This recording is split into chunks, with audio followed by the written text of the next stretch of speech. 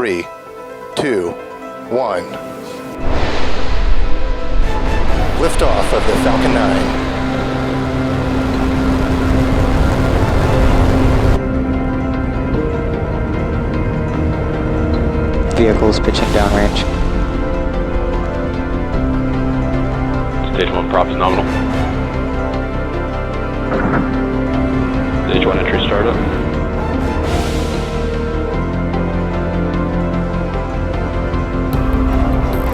Stage 1 is transonic. Stage 1 landing gear startup. Stage 1 landing leg deployed.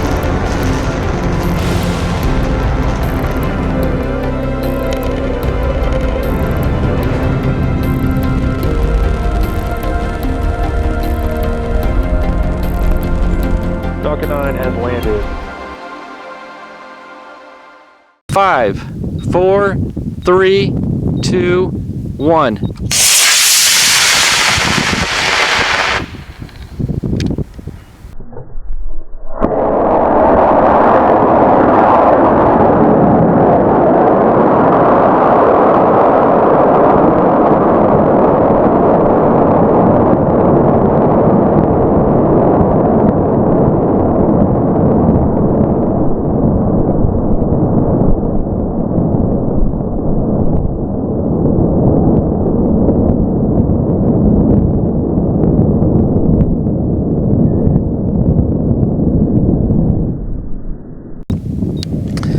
Okay, here we are on a beautiful Saturday morning. It's a little breezy, but that's not such a bad thing considering what I'm testing today. This is a unique flight in that this is my Hi-Flier XL, and I'm just running it standard. No ACE, no RFC. I am running an E12-4. I'm running a 24-inch parachute. But what's interesting is I've got, listen to this, a Flight Sketch Mini and a Jolly Logic 2 up in the nose cone. I believe I've resurrected a couple of my old altimeters from the dead. They've passed testing, so this is going to be the ultimate test to see if they work on board the rocket. But the other really cool thing, and this is the most important part of this flight, is I've got an onboard GPS tracker. And down here I've got my receiver, and it's tracking the coordinates, and hopefully it will lead us right to the rocket. Now, I'm still going to keep my eyes on it best I can, but if I do happen to lose sight of it, I'll be able to track it down. I'm going to test it out anyway, regardless of where it lands. And we'll talk more about that after the flight. So, with that being said, it's a beautiful morning. Sky is clear. Let me arm the motor. Motor is armed. Okay, we are going in 5, 4, 3, 2, 1.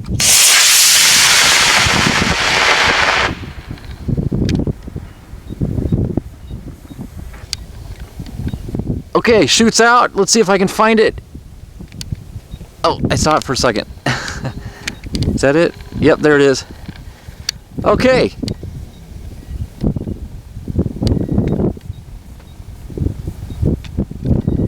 Everything is there.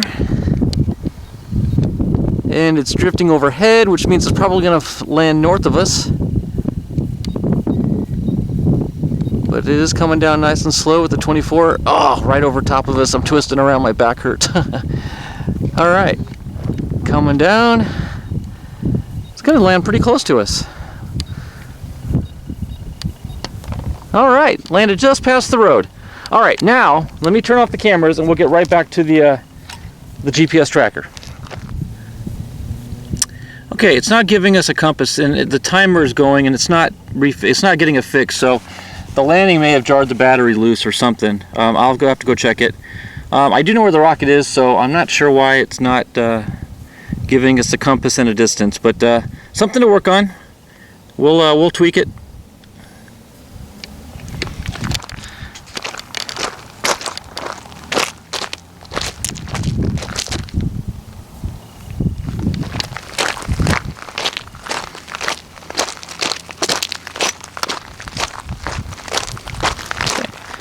Okay, the rocket just landed right across the road from us.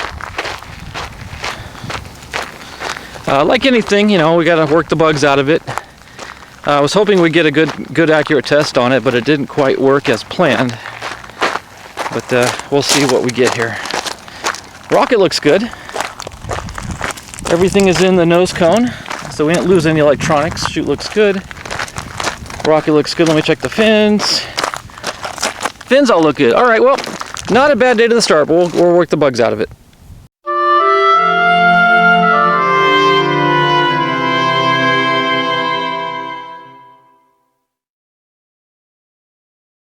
Five, 4, 3, 2, 1.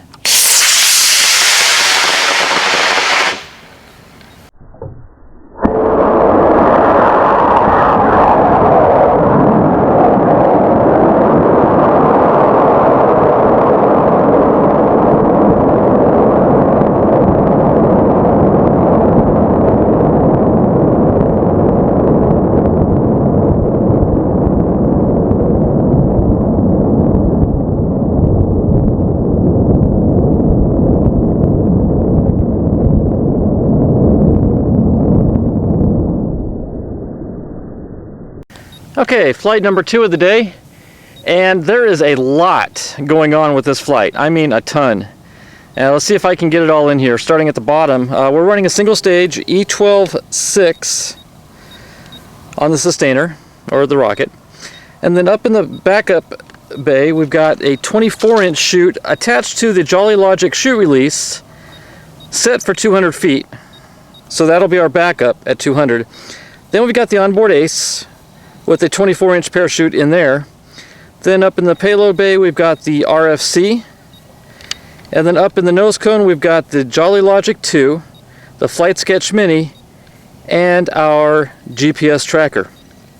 The GPS tracker did work the last flight. It gave us coordinates, and I was able to walk right up to the landing site based on the coordinates it gave. And when I came back to the launch pad, it had reset to give me the directions. So apparently there's a lag in time where you got to kind of let it build up its data to give you. Anyway, long story short, it works. Okay, scanning the sky. Skies are clear. They're nice and blue. So hopefully we'll get some good footage. We are armed. Cameras are rolling. We are going in 5, 4, 3, 2, 1.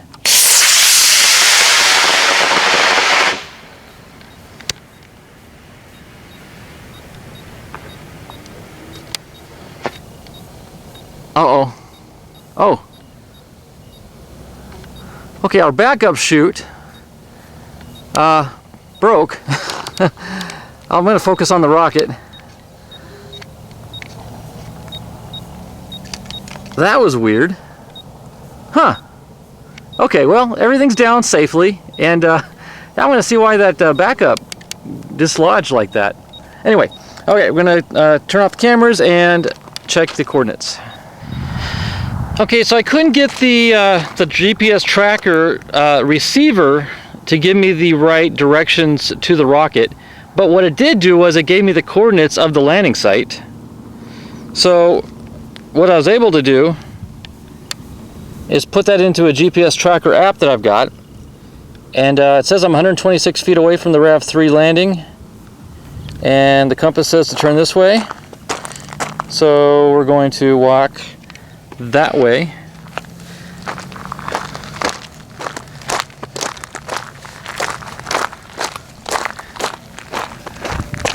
Still going right toward it. Now we're at 90 feet. I won't do this every flight, but this is part of the testing process. Okay, we're at 65 feet. Arrow's still, okay, we need to go a little bit left. Okay, 37 feet. Oh my goodness, we walked up right on a rocket here. Okay, 18 feet, 12 feet. Okay, 11 feet, and the rocket's right there. So we were about 10 foot range from finding, but it gave us the right direction of heading. So I'm going to call that a success as far as giving us the coordinates. That should help us not have any more lost rockets. But I got to figure out why the receiver for the egg timer receiver is not giving me the tracking data to walk to it. But that all being said, I see the other parachute. Well, let's go. Let's see. We'll come back to this. Let's go get the other parachute and see what may have happened. It was on the chute release. There's the chute release. And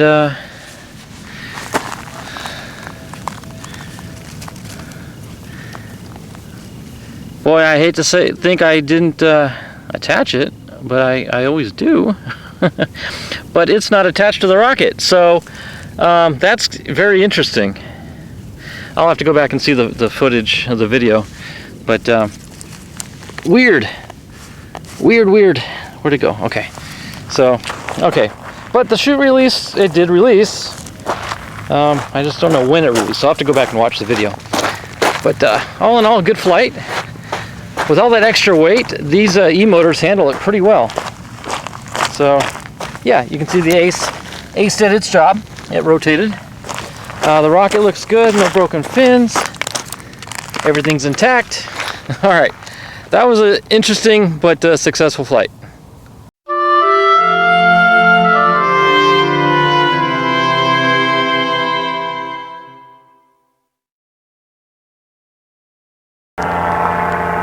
Now our parasailer's back, so it's a good idea to keep an eye on the skies and always clear traffic before you launch. So looks like he might be making a left turn back over toward the city, so I'm gonna keep an eye on him before we do any more launching.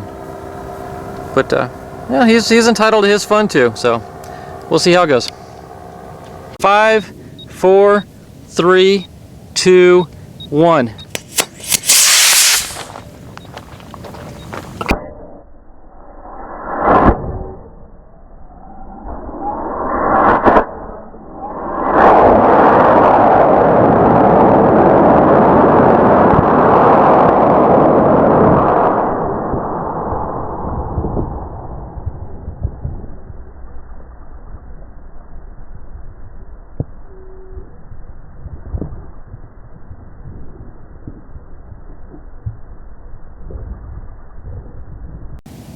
Okay, now we're flying the Citation Patriot with the Ace and the RFC on board, as well as the other two altimeters up in the nose also, and our GPS tracker. So running in a, let's see, we got the 24-inch in the Ace, and we got an 18-inch in the backup. We're running a D20-8. So it's going to be quite a punch with a long delay, but we want the long delay because we want the Ace to open up for us first. So with that all being said, the winds are calm. Skies are clear. Look at that moon. That is too cool. All right, so we got the moon looking over us. Scanning the skies, we are clear. Winds are calm. We are going in 5, 4, 3, 2, 1. Okay. Oh no, no, no! What in the world?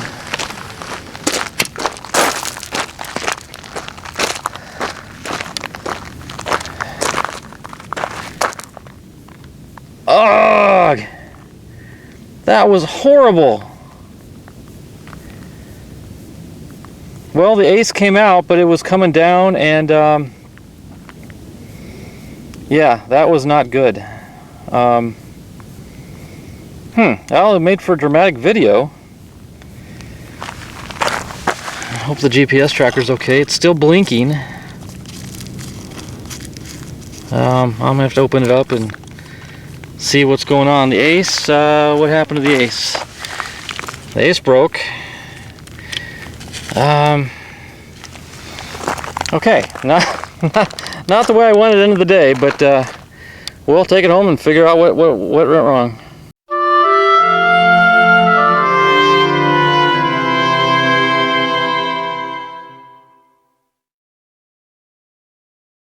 Five, 4, 3, 2, 1.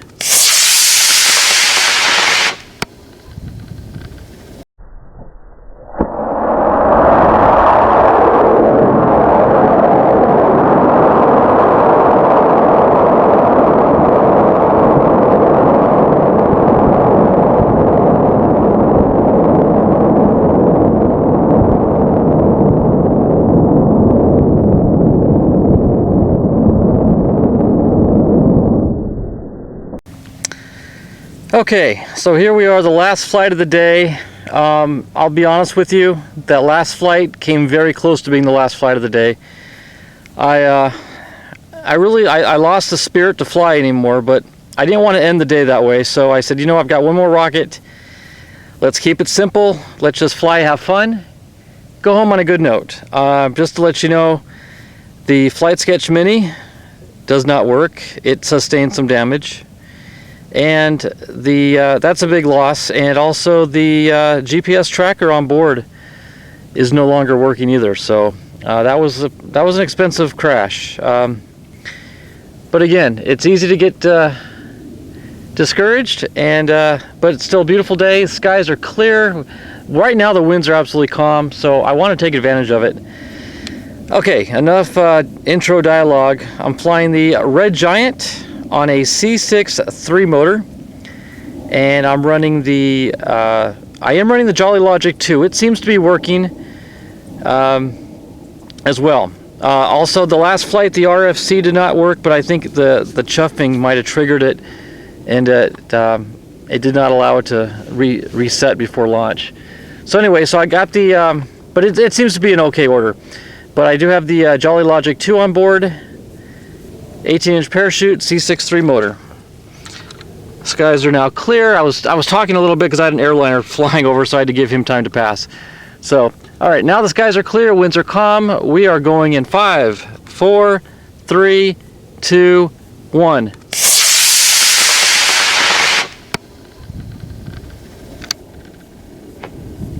There we go. That's what we want to see. That's a good way to end the day right there.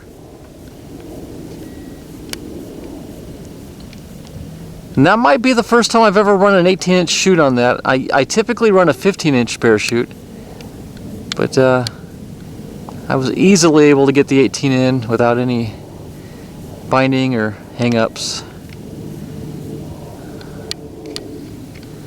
It's so graceful. It's gonna land right out in front of us here.